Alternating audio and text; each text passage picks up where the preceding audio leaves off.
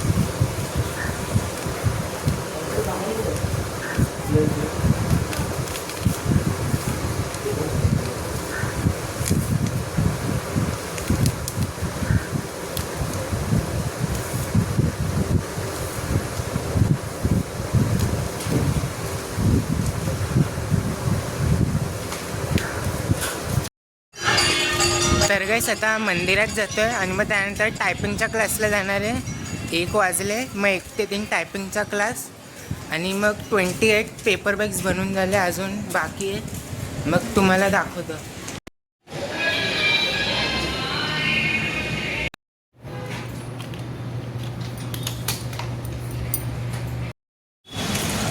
तर गाईस आता 3 वाजले आणि टायपिंगचा कोर्स संपला आहे. आता दही आणायला जातोय. मग घरी जाऊन जेवेल. मग परत पेपर बॅग बनवायला चालू करायचं आहे. आणि टायपिंगचा कोर्स खूप बोरिंग आहे सर. कंटाळा येतो करायला. तर गाईस आता 7 वाजले. पाणी येणारे आणि 47 पेपर बॅग झाले. 3 बाकी अजून. तर गाईस आता पाणी भरत होतं आणि सरांना एकदा कन्फर्म केलं की मला 50 बॅग बनवायचे आहे की अजून जास्त, कारण की मध्ये 4 आवर्स कमी आहे. 3 आवर्ससाठी 50 बॅग आणि 4 आवर्ससाठी जरा जास्त करायची, म्हणून मी सरांना एकदा कन्फर्म करून विचारलं. मग सरांनी सांगितलं की 15 बॅग अजून जास्त बनव. मग भेटतो तुम्हाला नंतर. 15 अजून बॅग बनवायचे.